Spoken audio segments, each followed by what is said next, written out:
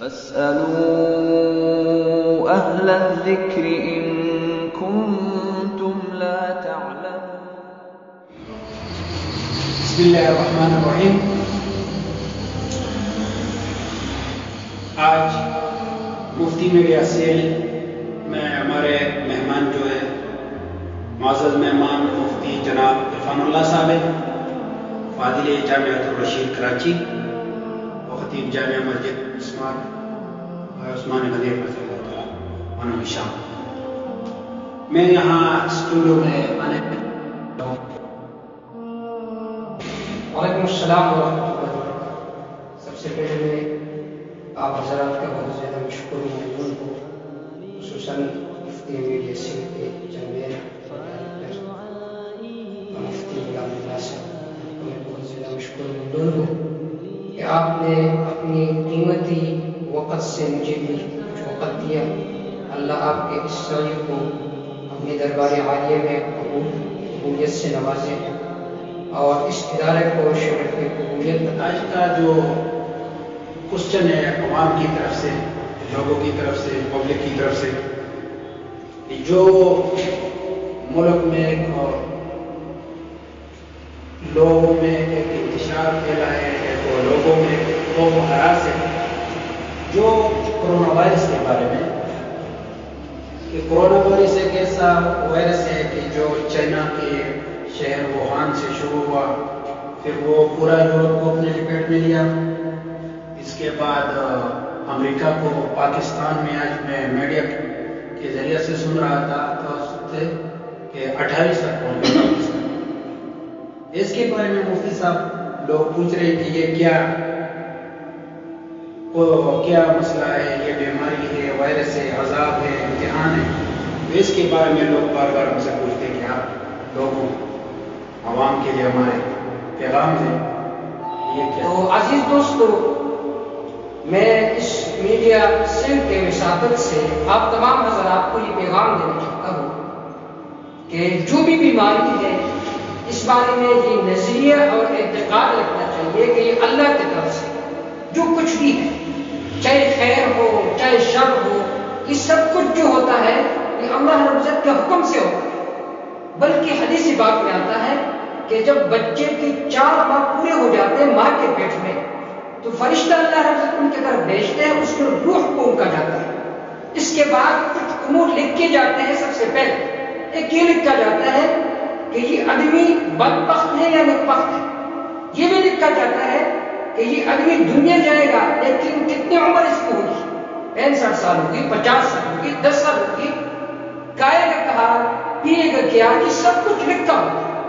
تو لہٰذا مسلمان کے لیے اس بیماری سے نہیں ڈرنا چاہیے. مسلمان کے لیے تو اللہ کے تقدیر پر ایمان رکھنا چاہیے کہ جو کچھ ہے یہ اللہ رب العزت کی طرف سے ہے، اور جو بیماری اللہ نے ہمارے لیے لکھی ہے تو وہ آئے گی، اس سے ڈرنا نہیں چاہیے. اور لوگوں میں یہ چیز بہت زیادہ پھیل گئی ہے کہ بھائی اگر یہ بیماری آ گئی تو ہم تو مریں گے. تو یہ جو بات ہے یہ بھی بالکل غلط ہے. عزیز دوستو، جو رات اللہ نے قبر میں لکھی ہے تو وہ رات ہم زمین کے اوپر نہیں گزار سکتے ہیں، اور جو رات اللہ رب العزت نے زمین کے اوپر لکھی ہے تو وہ ہم قبر کے نیچے، زمین کے نیچے نہیں گزار سکتے ہیں. تو یہ اعتقاد اور یہ نظریہ رکھنا چاہیے کہ جو کچھ بھی ہوتا ہے یہ اللہ کی طرف سے ہوتا ہے، اور موت اس بیماری کی وجہ سے نہیں آتی، بلکہ موت کا ایک وقت مقرر ہے. اذا جاء اجلهم فلا يستأخرون ساعة ولا يستقدمون. جب آ جاتی ہے وہ موت تو پھر ایک لمحہ کے لیے نہ پیچھے ہوتا ہے اور نہ آگے ہوتا ہے.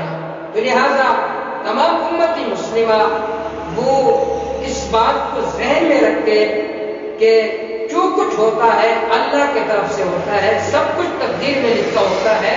لہٰذا اس بیماری سے نہیں ڈرنا چاہیے، اللہ کے ذات کے اوپر کامل اعتماد اور کامل یقین رکھنا چاہیے. لیکن ابھی کرونا وائرس سے مصنون کیا دعا ہے، مصنون کیا طریقہ ہے اسلام کہ کرونا وائرس جو وبا پھیلی ہے، جو ایک مرض پھیلا ہوا ہے، اس سے یعنی کیسے بچ سکتے ہیں لوگ؟ اس لیے کوئی مصنون کوئی طریقہ عمل ہے وہ بھی ہمارے ناظرین کو. جی بالکل، اصل میں جب بھی کوئی مصیبت ہو، کوئی وبا ہو، تو اس وقت جو مصیبت لانے والا ہے اس ذات کی طرف متوجہ ہونا چاہیے. یہ سب سے اہم چیز ہے. ہمارے لوگوں کی مصیبت یہ ہے کہ جب بھی ان پر مصیبت آتی ہے تو سب سے پہلے ان کا نظر جیب پر ہوتا ہے کہ جیب میں کچھ ہے ہی نہیں، جبکہ جیب پر نظر ثانیہ ہونا چاہیے. دوسرے مرتبہ پر سب سے پہلے مسبب الاسباب پر نظر ہونا چاہیے جو کہ اللہ کی ذات ہے. تو اس وقت بہت سارے اعمال ہیں مصنون، اگر ہم اس کا اہتمام کریں تو انشاءاللہ ہر قسم بیماریوں سے حفاظت ہوگی. سب سے پہلا عمل استغفار کا ہم اہتمام کریں. اسی بات میں آتا ہے من لزم الاستغفار جعل اللہ له من كل ضيق مخرجا ومن كل هم فرجا ورزقه الله من حيث لا يحتسب. جو اپنے استغفار کا اہتمام کرتا ہے تو استغفار ایسا عمل ہے کہ ہر مشکل سے نکلنے کا ایک نسخہ کیمیا ہے. لیکن یہاں بڑی بات ذہن میں رکھے کہ ہمارے ختم پڑھتے ہیں اور استغفار پڑھتے ہیں، کوئی 500 مرتبہ، کوئی 1000 مرتبہ. پڑھتے کس طرح ہے؟ استغفر اللہ استغفر اللہ استغفر اللہ استغفر اللہ استغفر اللہ. اس طرح نہ پڑھیں بلکہ استغفار کے ساتھ مذاق میں استہزاء ہے. استغفار پڑھو مانے کہ استہزاء کے ساتھ کہ استغفر اللہ، یا اللہ میری گناہوں کو معاف فرما، اور میں عزم مصمم کرتا ہوں کہ اس کے بعد میں کوئی گناہ نہیں کروں. اس استہزاء کے ساتھ آپ 100 مرتبہ استغفار پڑھیں استغفر اللہ استغفر اللہ، تو انشاءاللہ یہ عمل ایسا ہوگا کہ یہ مؤثر ہوگا، ہمارے جو جسم ہے اس پر بھی یہ اثر کرے گا. ایک عمل. دوسرا عمل یہ کہ اس دعا کے اہتمام کر صبح و شام بسم اللہ الذی لا یضر مع اسمہ شیء فی الارض ولا فی السماء وهو السمیع العلیم اعوذ بکلمات اللہ التامات من شر ما خلق، کہ اللہ کے نام سے بھی مدد مانگنا چاہتا ہوں. اور جب اللہ کی مدد شامل ہو تو کوئی چیز تکلیف آدمی کو نہیں پہنچا سکتی، چاہے زمین میں ہو یا آسمان میں. اسی طرح اس دعا کا بھی اہتمام کریں وَإِن يَمْسَسْكَ اللَّهُ بِضُرٍّ فَلَا كَاشِفَ لَهُ إِلَّا هُوَ وَإِن يَمْسَسْكَ اللَّهُ بِخَيْرٍ فَهُوَ عَلَى كُلِّ شَيْءٍ قَدِيرٌ. اگر اللہ معمولی سی تکلیف پہنچانا چاہتے ہیں تو کوئی اس کو ہٹانے والا نہیں. اگر اللہ تعالیٰ خیر عظیم پہنچانا چاہتے ہیں تو اللہ تعالیٰ ہر چیز پر قادر پہنچا سکتے ہیں. تو اس دعا کا بھی بہت زیادہ اہتمام. میں اس میڈیا کے وساطت سے تمام حضرات کو، خاص کر ائمہ حضرات کو دینا چاہتا ہوں کہ صبح کے نماز میں قنوت نازلہ پڑھنے کا اہتمام کریں. دیکھو یہ جو قنوت نازلہ صبح کے نماز میں پڑھی جاتی ہے، آپ صلی اللہ علیہ وسلم کا معمول تھا، بعد میں صحابہ کرام بھی معمول تھا. جب کوئی مصیبت آتی دشمن کی طرف سے تو وہ قنوت نازلہ پڑھا کرتے تھے. جس طرح یہ بھی ایک مصیبت ہے اللہ کی طرف سے ہے، ہمارے اعمال کی وجہ سے ہے، تو لہٰذا صبح کے نماز میں جو آخری رکعت ہے اس میں قنوت نازلہ قرات کے بعد پڑھنا چاہیے. اور قنوت نازلہ میں ایک بھی اللہم انا نستعینک ونستغفرک ونؤمن بک یہ بھی ہے جسے دعائے قنوت کہا جاتا ہے. اسی طرح یہ دعا بھی منقول ہے اللہم اہدنی فیمن ہدیت وعافنی فیمن عافیت وتولنی فیمن تولیت وبارک لی فیما اعطیت وقنی شر ما قضیت انک تقضی ولا یقضى علیک لا یذل من والیت ولا یعز من عادیت تبارکت ربنا وتعالیت. یہ بہت سے جامع دعا ہے. اللہم اہدنی فیمن ہدیت، یا اللہ ہمیں ہدایت دے، ان لوگوں کی جماعت میں شامل فرما جنہیں آپ نے ہدایت دی. وعافنی فیمن عافیت، ہمیں عافیت عطا فرما، لیکن ان لوگوں کی جماعت میں آپ شامل فرما جنہیں آپ نے عافیت دی. اللہ نے انبیاء کو عافیت دی، صلحاء کو عافیت دی، ہمیں بھی عافیت عطا فرما. تو وہ ذرا جامع دعا ہے.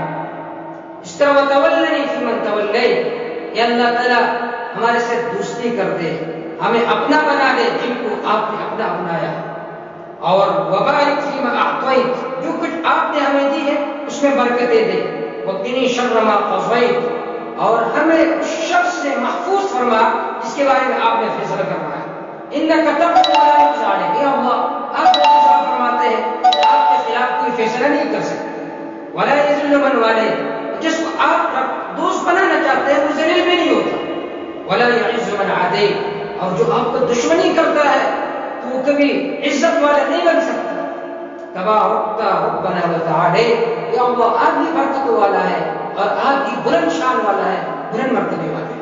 تو ان ادعیہ کا اہتمام کرنا چاہیے، تو انشاءاللہ اللہ تعالیٰ ہر مصیبت سے امت مسلمہ کو محفوظ اچھا مولانا صاحب، یہ آج لوگ سوشل میڈیا پر بھی مجھ سے یہ بار بار کوشچن کر رہے تھے اور یہ کہہ رہے تھے کہ یہ جو بیماری شروع کی ہے بلکہ مجھے یہ کہا کہ تم توحیدی موحد ممنحات توحیدی، تم نے حرمین شریفین کو بند کیا ہے، اعمال کے لیے عمرے کے لیے لوگ نہیں جا سکتے۔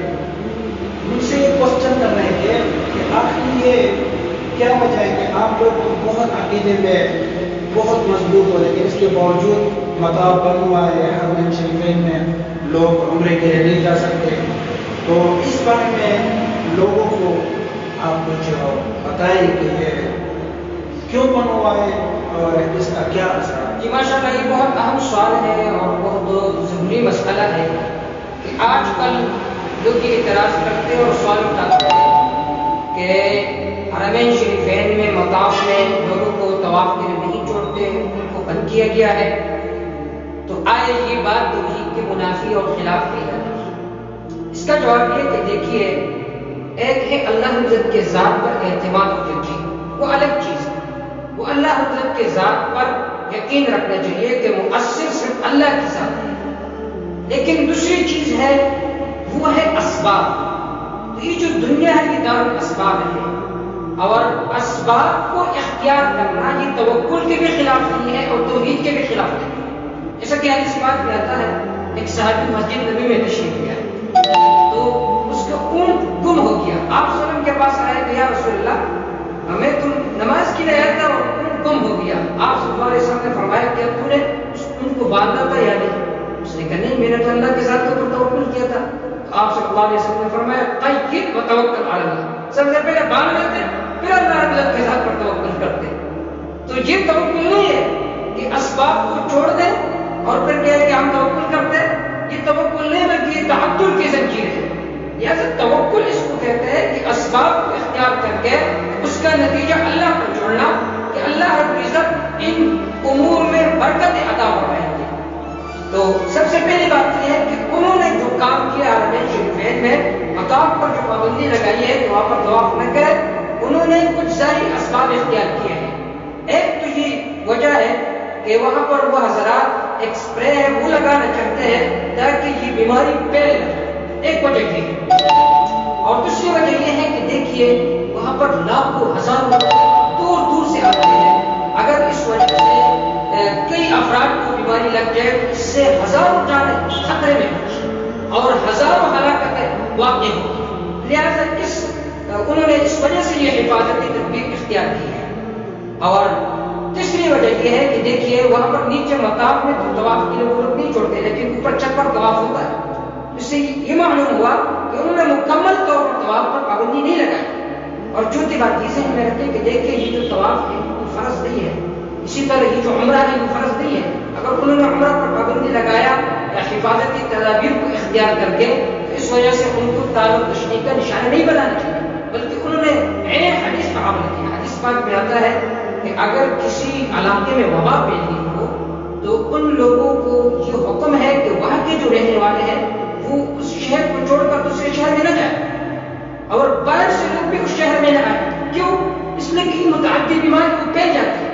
آپ صلی اللہ علیہ وسلم نے فرمایا ان جیسی بیماریوں کے بارے میں جو متعدی ہو وفر من المجذوم کما تفر من الاسد، کہ جس پر جذام کی بیماری اس سے اس طرح بھاگو جس طرح کی شر سے بھاگو۔ تو خود انہوں نے جو اقدام کیے وہ خود عین حدیث پر عمل کرنا ہے، توحید کے اور حدیث کے خلاف نہیں ہے۔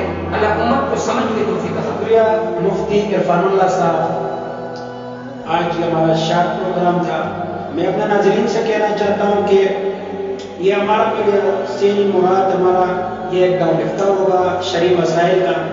مفتی صاحب انشاءاللہ آئندہ بھی آپ سے یہ عرض تقریر ہے کہ آپ ہمارے یہاں آیا کریں اور آپ سے یہ کام ہے اور اس اچھے اقدام ہے، اور اللہ حضرت کے ارشاد ہے وتعاونوا علی البر والتقوی، کہ نیکی اور تقوی کے کاموں میں ایک دوسرے کی مدد کیا کرو، ایک دوسرے کا بازو بنا کرو۔